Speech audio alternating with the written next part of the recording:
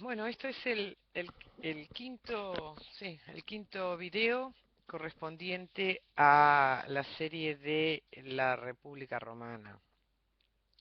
Me quedaba pendiente la magistratura del dictador y como eso no me va a llevar mucho tiempo de los 15 minutos que tengo, decidí que voy a anexarle algunos temitas que pueden estar relacionados y si puedo llegar en ese tiempo a la crisis de este sistema republicano. Bueno, el dictador es una magistratura extraordinaria, de las pocas extraordinarias que hay en la normativa romana. Es una magistratura también excepcional, se nombra para circunstancias excepcionales como ser un peligro exterior, como una invasión o una conmoción interna, como una guerra civil o cualquier desorden que amenace el orden de la sociedad. Y por eso concentra el máximo de los poderes civiles y militares y anula los de todas las demás magistraturas. Es una magistratura de extraordinario poder que suspende incluso el veto de los tribunos, suspende la autoridad de los censores y los cónsules, y lo único que no suspende es la autoridad del Senado, que es quien lo nombra, en general a propuesta de los cónsules. Este extremo poder se tiene por eso mismo en un periodo muy acotado, son 6 meses. Esto es lo que marca al menos la ley romana, y en esos 6 meses esta persona que concentra el imperium sobre todas las armas de que dispone Roma y la potestas para hacer cumplir sus órdenes absolutamente a todos los ciudadanos, anulando el poder de las asambleas y de los magistrados, tiene que resolver el problema para el cual fue electo. Y si no lo resuelve, su poder cae automáticamente a los 6 meses y debe ser nombrado otro dictador. Esto es en la teoría, como tantas cosas que suceden en la ley, no solo romana, sino en todas las leyes del mundo. Y realmente funcionó en alguna ocasión, pero fue degradándose en la medida de lo que yo voy a ahora a complementar en este video, que esto no va para el parcial, pero sí tiene relación y entonces es importante, me pareció agregarlo en esta oportunidad, que es que a medida que Roma va conquistando territorios, ya no solo en Italia, que para el siglo III tenía total dominio sobre Italia, sino en el resto del mundo mediterráneo, hasta abarcarlo todo, toda la cuenca del Mare Nostrum, como ellos le llamaban, en la medida en que va acumulando territorios, riquezas, poblaciones bajo su dominio, muchas veces el poder del dictador es el único recurso que hay para poder controlar esas cosas y los hombres que llegan a esa posición, ya sea porque son nombrados en situaciones más o menos conscientes o porque ellos asumen y toman el poder por la fuerza, terminan siendo reelectos continuamente e incluso declarados dictadores vitalicios, como va a ser el caso de César, o por muchos años, como va a ser también Pompeyo o va a ser Sila. Entonces, esas son las características del dictador, va precedido por 24 lictores, como ya dijimos, los lictores son guardaespaldas y a la vez símbolos del poder de mando, del imperium. Por supuesto, el dictador tiene imperium, tiene el máximo imperium dentro de Roma. Y aquí terminaría, digamos, lo que va sugerido para el parcial. Yo decidí agregar algunas de las cosas que había mandado originariamente para el parcial y después saqué en virtud del poco tiempo que había, dadas las circunstancias especiales de este año, que eran las consecuencias de la expansión romana. Hay dos expansiones romanas. Una primera que se procesa, dos procesos de expansión romana. Uno primero que se procesa entre los siglos V y III, que es la conquista de Italia, Roma que empieza siendo una polis realmente pequeña si se compara con el poderío etrusco y empieza a tener conflictos con los vecinos. Primero empieza en una táctica defensiva y después su manera de entender la defensa empieza a ser agredir e incorporar territorios. Bueno, la conquista de Italia demanda esos 200 años que van del siglo V al siglo III y que ocurren paralelamente a las grandes luchas entre los patricios y los plebeyos, en los que estos dos estamentos, inicialmente ajenos y en el que uno de ellos excluía completamente al otro de todos los derechos políticos y algunos de los civiles, terminan fusionándose. En ese punto en el que esa sociedad es integrada es que nosotros estudiamos estas instituciones republicanas del siglo III. El segundo movimiento de expansión es la conquista del Mediterráneo, que empieza como aparentemente como una consecuencia lógica de la expansión de Italia, porque al llegar al sur de Italia los romanos entran en conflicto con los griegos que estaban en la Magna Grecia y sobre todo con los cartagineses que dominaban Sicilia. Y Sicilia, por lo menos el oeste de Sicilia, el este estaba dominado por los griegos, ¿no? Sicilia era y fue después, durante mucho tiempo en la historia, un punto estratégico extraordinario. Si se mira el mapa, Sicilia está en el centro del Mediterráneo. Muchos historiadores le llaman la llave del Mediterráneo porque abre o cierra el paso al Mediterráneo occidental o al oriental respectivamente.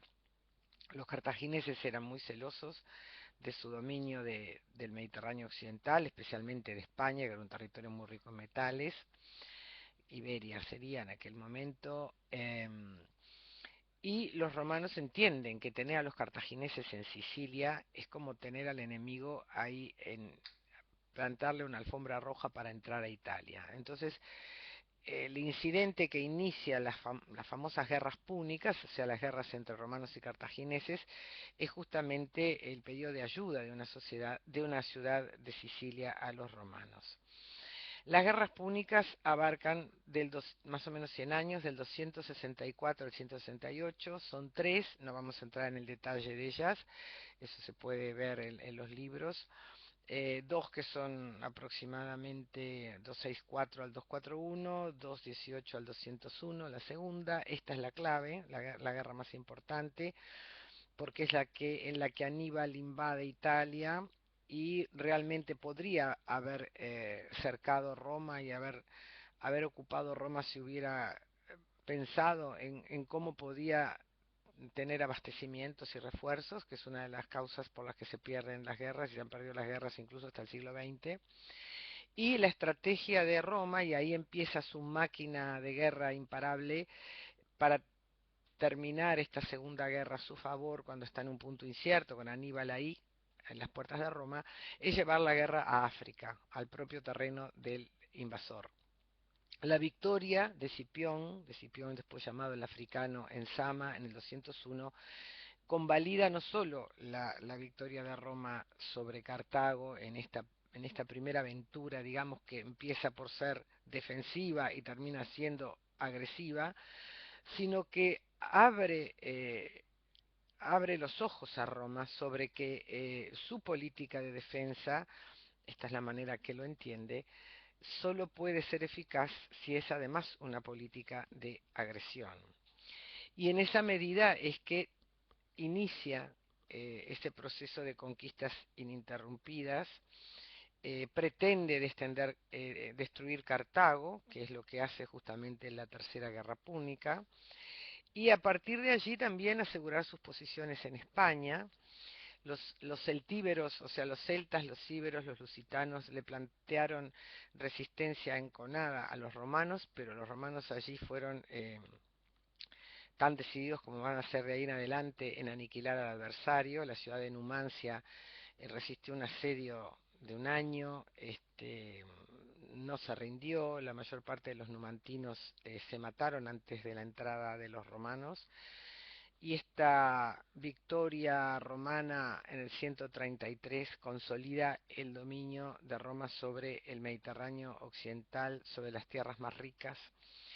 En el 129 se va a formar la provincia de África, ya después de la Primera Guerra Púnica se había formado la provincia de Sicilia, y esto de alguna manera también foguea al ejército romano, que era un ejército de ciudadanos, no era un ejército de soldados pagos, y algunos incidentes que habían ocurrido en las guerras púnicas, como la alianza de eh, el rey Filipo de Macedonia con los cartagineses, lo alerta de que las pretensiones de los griegos en la Magna Grecia podían ser un peligro potencial para el dominio romano de Italia. Entonces se inicia el otro movimiento expansivo, que es hacia el Mediterráneo oriental, que es más difícil porque allí hay estados poderosos, sobre todo en Asia, y que tiene dos localizaciones importantes. Una es Macedonia y Grecia y la otra es la propia Asia, que era el reino Seleucida, el reino helenístico, que estaba un poco fragmentado pero seguía siendo poderoso. Las guerras de Macedonia empiezan alrededor del 210, 215 y terminan, digamos, hay varias fechas, pero podríamos poner la batalla de Pydna en el 168 como punto terminal, digamos, del dominio de Macedonia, que queda dividida en cuatro estados en una situación como de protectorado. Los romanos dejan gobierno autónomo las ciudades griegas.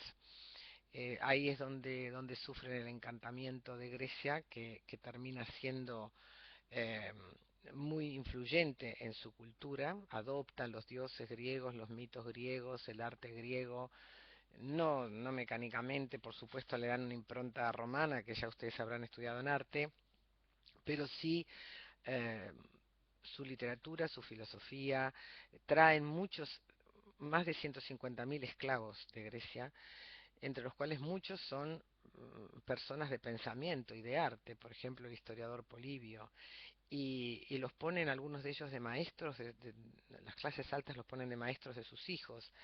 Ese es el fenómeno que conocemos como helenización de Roma y que en definitiva es lo que forma la base de la cultura que llamamos clásica y que después, eh, fusionada con los elementos germánicos en la Edad Media y cristianos, sobre todo, va a constituir la base de lo que también llamamos cultura occidental. Acá habría que hacer toda una clase de semiótica sobre los nombres y lo que quieren decir.